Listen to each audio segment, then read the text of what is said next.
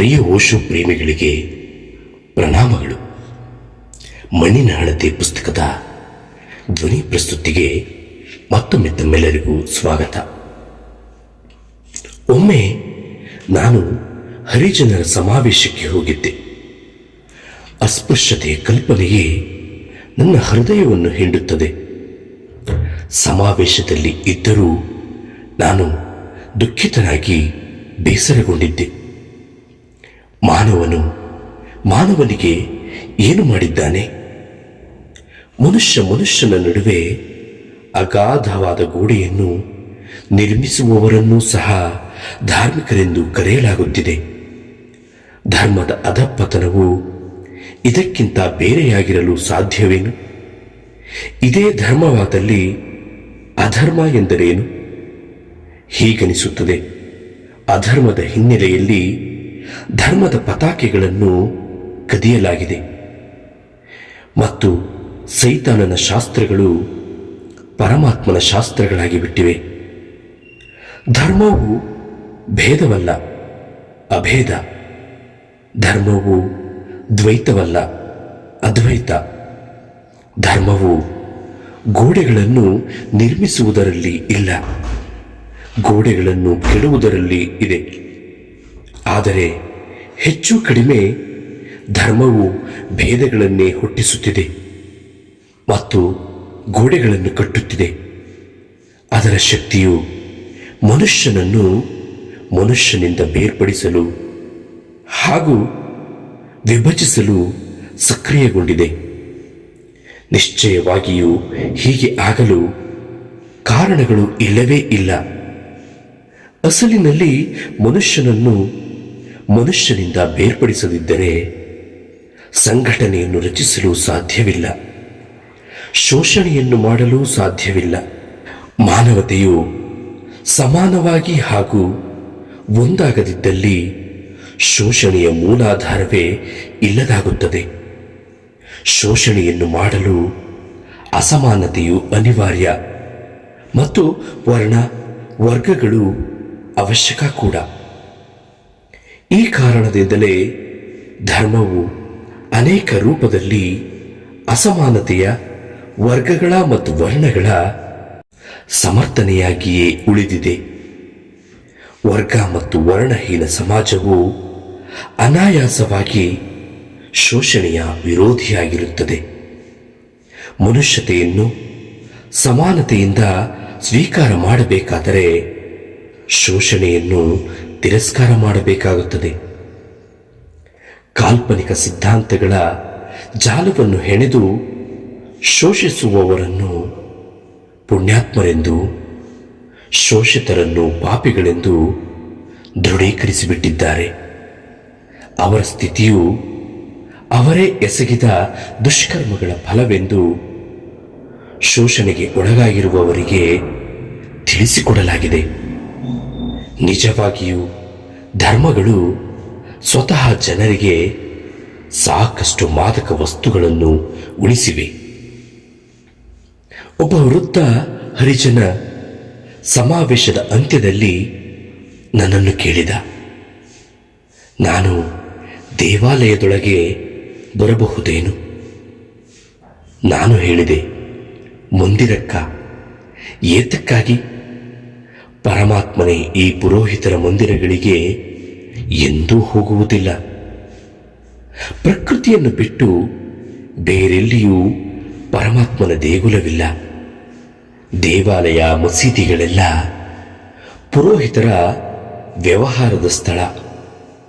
ಪರಮಾತ್ಮನಿಗೂ ಅವರ ಮಂದಿರ ಮಸೀದಿಗಳಿಗೂ ಯಾವ ಸಂಬಂಧವೂ ಇಲ್ಲ. ಪರಮಾತ್ಮ ಹಾಗೂ ಪುರೋಹಿತರ ನಡುವೆ ಯಾವ ಸಂಭಾಷಣೆಯೂ ಆಗಿಲ್ಲ. ಮಂದಿರ ಪುರೋಹಿತರದ್ದು.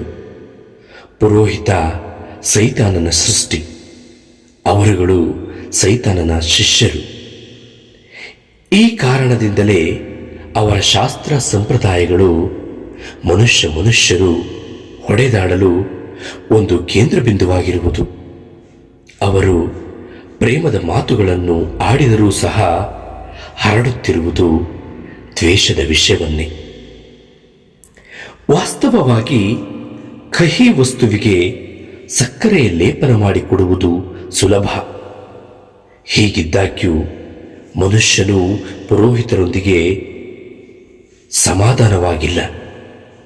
ಪರಮಾತ್ಮನ ಸ್ಮರಣೆಯು ಬಂದ ಕೂಡಲೇ ಜನರು ಪುರೋಹಿತನಲ್ಲಿಗೆ ಓಡುತ್ತಾರೆ.